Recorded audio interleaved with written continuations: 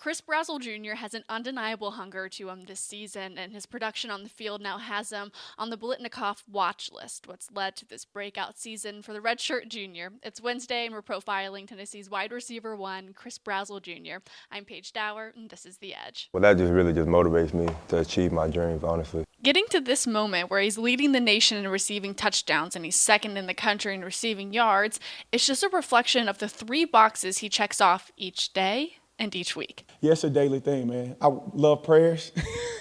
You keep us in your prayers. A lighthearted comment that really reflects the amount of hours that wide receivers coach Kelsey Pope and the unit have really poured into each other each day and each week. And it really started in the offseason leading into this season, and it became a very vital part to Chris Brazzell Jr.'s growth because, if you recall, he missed the first 8 practices of fall camp with a lower leg injury. And the timing could not have been worse, right? Tennessee was in the midst of a quarterback battle, and he wasn't getting any of those early reps.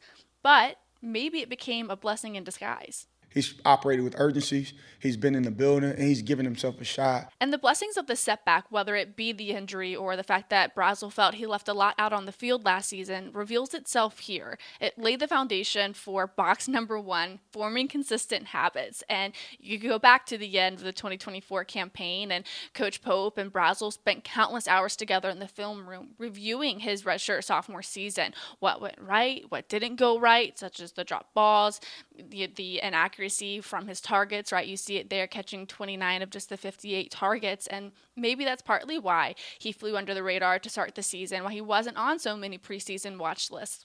But in week 5, not so much. Having those meetings allow those guys to see it visually. I think they retain that a lot better, and they go train it after.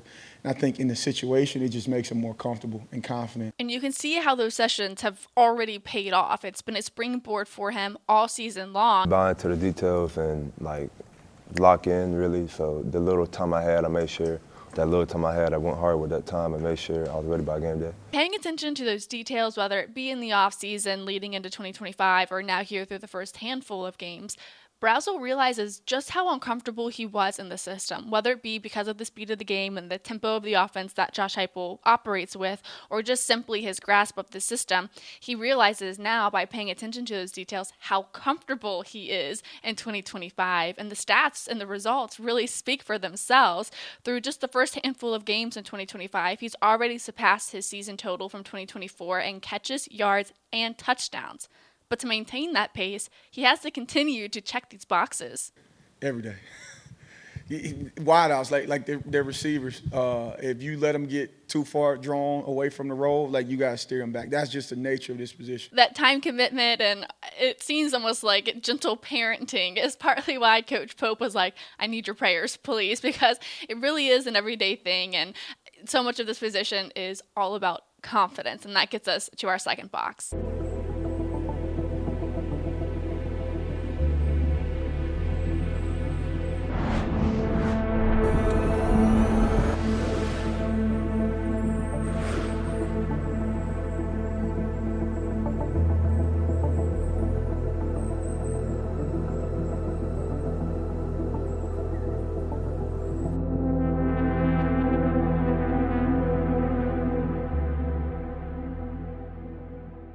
I feel like that's a true statement for everybody in life, but through the lens of football, you really see that transpire with wide receivers and corners because so much of what they do, they're out on an island. So you truly have all 100,000 eyeballs, on you when you're playing inside Neyland Stadium, or you've got people at home and you've got social media. There's a heightened pressure to perform in those positions. So sometimes wide receivers fall into this trap where they feel like they're only as good as their last catch. And right now for Chris Brazzell, that can be a motivator until it's a weight. But because he has these good practice habits, we're now seeing that even after a tough loss against Georgia, where the outcome is not what you want despite your own individual efforts being there, that letdown no longer bleeds into the next week. It's difficult, but that's what comes with football. You win some, you lose some, so I'll get over it tomorrow. And if you watch college football across the country, what you'll notice in the best wide receivers is they all have that one thing in common, whether it be Jeremiah Smith with Ohio State or Skylar Bell at UConn. They all play with this certain level of confidence, and that's why Chris Brazzell Jr. is able to go and make these crazy acrobatic type plays. One, the most recent, we could see it against Mississippi State, where he has this like falling 180 type catch, despite two defenders being tattooed on him. He still comes down or comes up with the catch, is a finalist. I am sure that's a highlight that will play on repeat. With that kid, a lot of times when he just prepares, and on Saturday, when he's able to just play and not have to think, I think you get the best version of him. It also highlights why he's been so productive this season and leading him to being a top wide receiver in the country. Through 5 games, he's catching better than 75% of his targets, a much better mark than last season. And you can see it transpire even in their first SEC battle, and it came against Georgia. Like, despite, the teams exchanging scores or when things are falling apart for Tennessee, Chris Brazzell Jr. is able to maintain the right mindset. Really, really have a swing of emotion. We just stayed in the game the whole time, so that's just the thing about being a competitor. Things ain't gonna go right. You gotta keep your head in it. And that's a level of maturity and toughness that Brazzell did not have mastered last season. And that together leads to our third box: connection and urgency. Our mindset's got to be here. We got to be more positive. We got to choose to stay confident. And then we have a good player, a successful player, and explosive. Like, it's got to be day one mentality. Get back to work. Get lined up fast. And no doubt that has led to one of the strongest connections in the country between Joey Aguilar and his wide receiver one and Chris Brazzell Jr. And that's something that's only going to get better the more they're together. The confidence he brings in the offense just lets me be comfortable knowing that we're on the same page.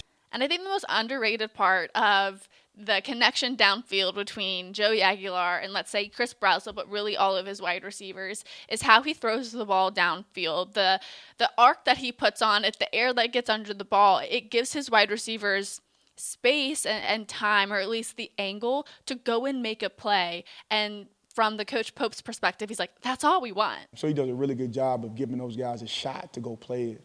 And I think that makes a whole heck of a lot of a difference at wideout, that you have confidence that I'm going to have a shot to go make this play. And if we string this all together, it becomes a winning recipe. If you got receivers playing confident, you got your quarterback playing confident, I think you got a shot to be really good on offense in any league, anywhere. And it seems like he's just getting started. Make sure to join us on Friday for Live Ball at 8:30 in the morning with myself and VFL Todd Kelly Jr. We'll see you then.